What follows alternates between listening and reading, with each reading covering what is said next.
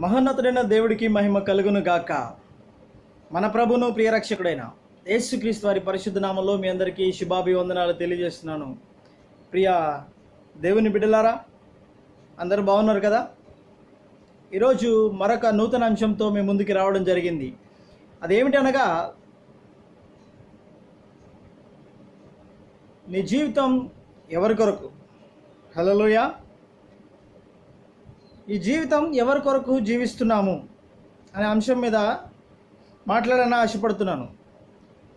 ప్రియ దేవుని బిడ్డలారా, ఈరోజు చాలామంది కొరకు మనం ఆలోచిస్తున్నట్లయితే, కొంతమంది ప్రియుడి కోసం జీవిస్తున్నారు అని జీవిస్తుంటారు. కొంతమంది ధనం కోసం జీవిస్తుంటారు. వద్దాక రేయి పగలు అనక కష్టపడి నిద్రనక కష్టపడి సంపాదనని సంపాదిస్తుంటారు. కొంతమంది ప్రియుడి యొక్క ధ్యాసలోనే బ్రతుకుతుంటారు. వారికి వేరే ధ్యాస ఉండదు. ఇక కొంతమంది కీర్తి ప్రతిష్టల కోసం ఎంతకాడికైనా దిగజారుతారు. ఎవరినైనా పలచన చేయడానికి కూడా వెనకాడని పరిస్థితి మనకి లోకంలో కనిపిస్తుంది. అలాగే ప్రియ దేవుని బిడ్డలారా, చాలామందికి చాలా వ్యాపకాలు ఉన్నాయి. వాళ్ళకి మనసులో ఏది అనుకుంటారో అది నెరవేర్చుకోవడానికి వారు ఎంతకైనా తెగిస్తారు. అయితే మనం దేనికోసం జీవించాలి? మనము ఎందుకోసం ఈ భూమి మీద జన్మించాము అనేది మనం చూసుకున్నట్లయితే, ప్రియ దేవుని బిడ్డలారా, చదువుకుందాం ఒకసారి వాక్య ధ్యానంలో నుంచి. ప్రసంగి గ్రంథం 6వ అధ్యాయం 12వ వచనం చదువుకుందాం. నీడవలే తమ దినములన్నీ వ్యర్థముగా గడుపుకొను మనుష్యుల బ్రతుకునందు ఏది వారికి క్షేమకరమైనదో ఎవరికి తెలియను. ఈ జీవితం అట నీడ వంటిదట. వాక్యం బోధిస్తుంది ఏంటంటే, నీడ వలె తమ దినములన్నీ వ్యర్థముగా గడుపుకొను మనుషులు బ్రతుకునందు. నీడ వలె గడిచిపోయే బ్రతుకు అని చెప్పేసి వాక్యం సెలవిస్తుంది. అయితే వాక్యం అనే కాకుండా మనము సాధారణంగా ఆలోచిస్తే మన బ్రతుకు ఏపాటిది? యాకోబు పత్రిక రాయబడి ఉంటుంది, మన బ్రతుకు గడ్డి పువ్వు లాంటిదట. హల్లెలూయా. నీటి మీద బుడగ వంటిది అంట, ఆవిరి వంటిదట మన బ్రతుకు. హల్లెలూయా. అయితే ఈ భూమి మీద చాలామంది వారికి మనసులో ఏ కోరిక ఉందో ఆ కోరిక నెరవేర్చుకోవడానికి బ్రతుకుతూ ఉంటారు. అయితే మనం దేనికోసం జీవించాలి? చాలామంది ఇక్కడ మనం చూస్తే, నీడ వలె గడిచిపోయే తమ దినములన్నీ వ్యర్థముగా గడుపుచు మనుషులు బ్రతుకునందు, ఈ బ్రతుకునందు ఏది క్షేమకరమైందో వారికి తెలియదట. కొందరు అనుకుంటారు ఆస్తి సంపాదించడం క్షేమకరం అనుకుంటారు. కొందరు అనుకుంటారు కీర్తి గడించడం క్షేమకరం అనుకుంటారు. పేరు ప్రఖ్యాతులు సంపాదించడం క్షేమకరం అనుకుంటారు. కొంతమంది బలాన్ని సంపాదించుకోవడం, ఎక్సర్సైజ్ చేసి శారీరకమైనటువంటి భౌతికమైనటువంటి బలాన్ని సంపాదించుకొని వారు అనుకుంటారు ఇది మాకు క్షేమకరం అనుకుంటారు. కోటలు, మిద్దెలు, అధికారాలు సంపాదించుకొని ఇది మాకు క్షేమకరం అనుకుంటారు. అయితే ప్రియ దేవుని బిడ్డలారా, వాక్యం అడుగుతుంది ఏమని? నీడవలే గడుపు ఈ దినములన్నీ వ్యర్థంగా గడుపుచు మనుషులు బ్రతుకునందు ఏది క్షేమకరమనో వారికి తెలియదట. వారికి తెలియదు, కానీ వారు అనుకుంటున్నారు నేను ఏ మాయలో లేను, నేను ఏ వ్యర్థమైన పరిస్థితుల్లో నేను లేను, నేను చాలా గొప్పగా ధనాన్ని సంపాదిస్తున్నాను, నేను గొప్ప పేరు ప్రఖ్యాతలు గడిస్తున్నాను, నేను చాలా సంపాదించుకొని ఉన్నాను ఈ లోకంలో, ధనమైతేంది, పేరు అయితేంది, సంపాదించుకొని నాకు తిరగలేదు అని అనుకుంటారు. నాకు ఇవే క్షేమకరమైనవి అనుకుంటారు.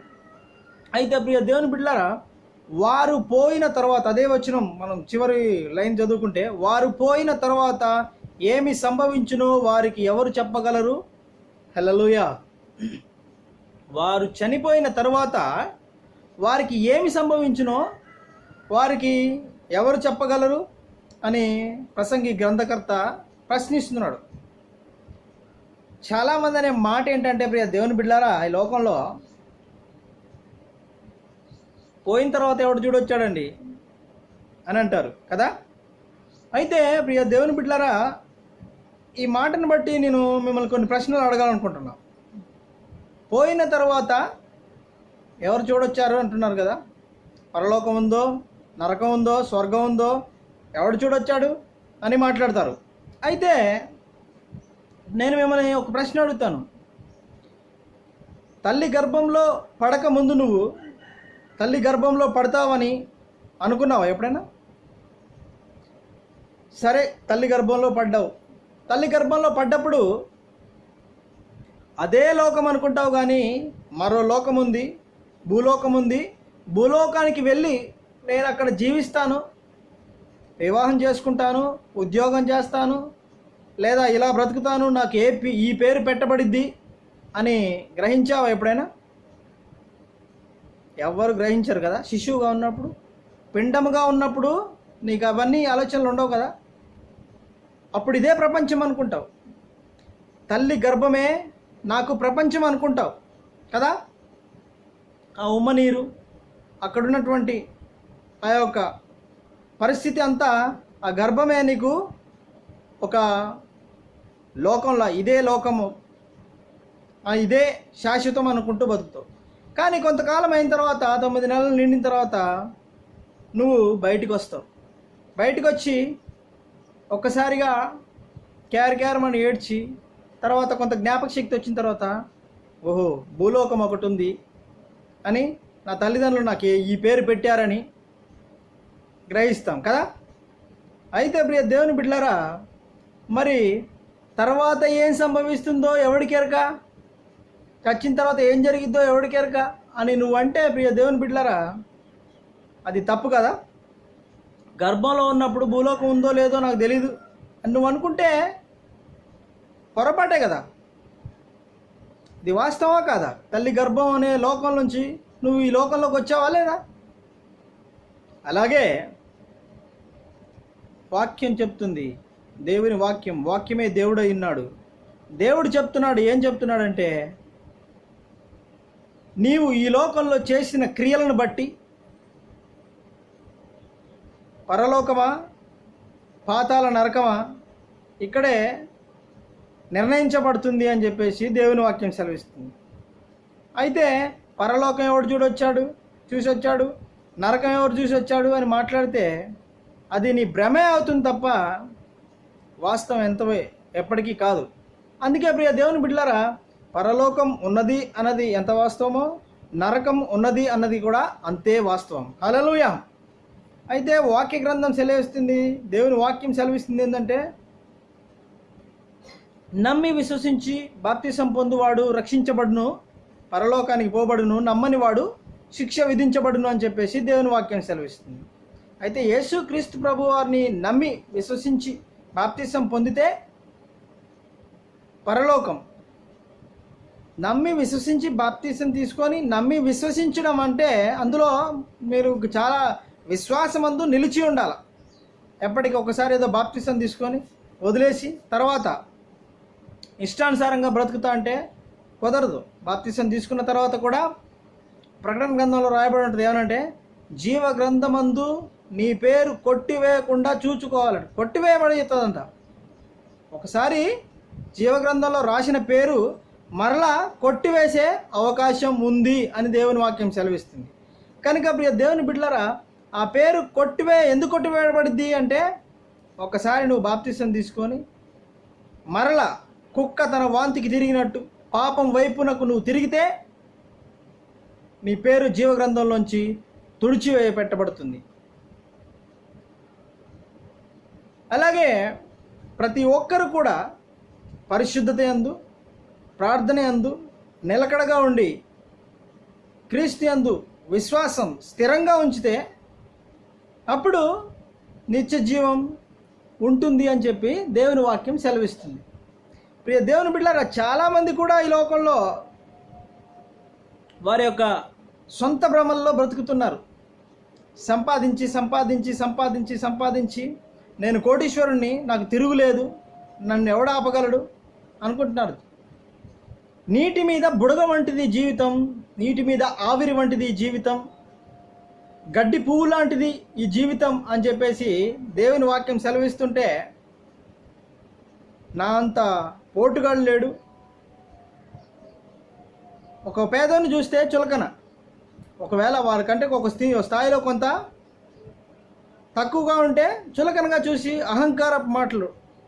ప్రియ దేవుని బిడ్డలారా, దేవుని వాక్యం సెలవిస్తుంది, ఈ లోకంలో ధనం పెరిగితే డంబం పెరిగిద్దట, జీవపు డంబం. ఈ లోకంలో ఏమున్నాయట? నేత్రాశ, శరీరాశ, జీవపు డంబం ఉందట. నీకు బలం పెరిగిన కొద్దీ, నీకు ఆస్తి పెరిగిన కొద్దీ, నీకు బలగం పెరిగిన కొద్దీ, నీకు హోదా పెరిగిన కొద్దీ ఏమొస్తుందంటే డంబం వస్తుందట, గర్వం వస్తుందట. అదేం చేస్తుందంటే అంటే మనిషిని పాతాళానికి నడిపిస్తారు. సామెత గ్రంథంలో రాయబడినట్టు ఏమంటే ఒకని గర్వం వాడిని అణుచును అని చెప్పి రాయబడింది. ఘనతకు ముందు వినయము నడుచును, నాశనమునకు ముందు గర్వము నడుచును అని చెప్పి దేవుని వాక్యం సెలవిస్తుంది. అయ్యే దేనికి మరి అతిశయం? హల్లెలూయా. ఎంత వాక్యం తెలిసినా వాక్యానుసారంగా నడుచుకోకుండా ధనం ధనం ధనం, పేరు పేరు పేరు, ప్రఖ్యాతి ప్రఖ్యాతి, సుఖం సుఖం అని కోరుకుంటే, శరీరాశను కోరుకుంటే, నీ యొక్క స్వకీయ దురాశలను నెరవేర్చుకుంటే పాతాళ నరకమే. రక్షించు నాదుడు ఎవడూ ఉండడు. ఎందుకంటే దేవుడు విడిచిపెట్టిన తర్వాత ఇక రక్షించగల నాదుడు ఎవడుండడు. అయితే తీర్పు మొదట తమ సొంత ఇంటి వారి నుంచే ప్రారంభమైతే ఎలా ఉంటుంది? అది కూడా వాక్యంలో రాయబడింది. నీ నుండే తీర్పు మొదలైందనుకో, దేవుని నమ్మిన వారి దగ్గర నుంచే తీర్పు మొదలైంది. ఎంత భయంకరం అన్యుల ముందు. హల్లెలూయా. కనుక ప్రియ దేవుని బిడ్డలారా, దేవుని వాక్యం సెలవిస్తుంది, నీ సంపాదనను బట్టి విర్రవీగమాకు. నీకు ధనముందని, ఐశ్వర్యం ఉందని, హోదా ఉందని మనం విర్రవీగితే నాశనానికి ముందు గర్వం నడుస్తుందట. కొంతమంది అయితే భలే నటిస్తారు. వేషధారణ కదా, ఈ లోకంలో వేషధారణ, పులిసిన పిండి స్థితిలో వేషధారణ చాలా ఎక్కువగా ఉంది. పైకి మాత్రం భక్తిపరులాగా ప్రజలాడండి, ప్రజలాడక్క, ప్రజలాడు బ్రదర్ అంటారు. కానీ పక్కకెళ్ళిన తర్వాత ప్రియ దేవుని బిడ్డలారా, వారి మాటలకు, వారి అహంకారానికి అద్దులే ఉండవు కదా. మనం చాలామందిని గమనించట్లే మనకన్నా కళ్ళ ముందు. 90% మంది దాదాపుగా భక్తులమని చెప్పుకుంటూ లోపల అహాన్ని ప్రదర్శిస్తుంటారు. 90% మంది భక్తిపరులమని చెప్పుకుంటూ కూడా స్వార్థ చింతన చేస్తుంటారు. ఎదుటివాడు ఎదిగితే ఏ విషయంలో వారవలేని పరిస్థితి. చాలా మట్టుకు ప్రియ దేవుని బిడ్డలారా, క్రైస్తవులమని చెప్పుకునే బిడ్డలు కూడా చాలామంది డంబముతో జీవిస్తున్నారు. దేనికోసం? దేవుడు సహిస్తాడా? నీ సంపాదన నువ్వు చనిపోయిన తర్వాత ఏమైపోయిద్దో ఎవరికి ఎరగ. నీడ వంటి బ్రతుకు అని చెప్పేసి ప్రసంగం. నీడ వంటి బ్రతుకులో ఏది క్షేమకరమైందో వాడికి తెలియజెప్పువాడు ఎవడు అంటున్నాడు ప్రసంగి గ్రంథకర్త. మనకి క్షేమకరమైంది ఏంటి అంటే ప్రియ దేవుని బిడ్డలారా, దేవుని వాక్యము క్షేమకరమైంది. దాని ప్రకారం నడుచుకోవటం క్షేమకరమైంది. హృదయాన్ని భద్రపరచుకోవడం క్షేమకరమైంది. దేవుని మాటలకు విధేయత కలిగి జీవించడం మనకు క్షేమకరమైంది. మనకు క్షేమకరమైంది ఏంటంటే పరలోకంలోనే మనకు క్షేమం. ఇక్కడ క్షేమం ఏమీ ఉండదు. దేవుని ప్రొటెక్షన్ లేకపోతే అల్లకల్లోలమే జీవితం. ఆయన రక్షించాలనుకుంటే ఎలాగైనా రక్షిస్తాడు.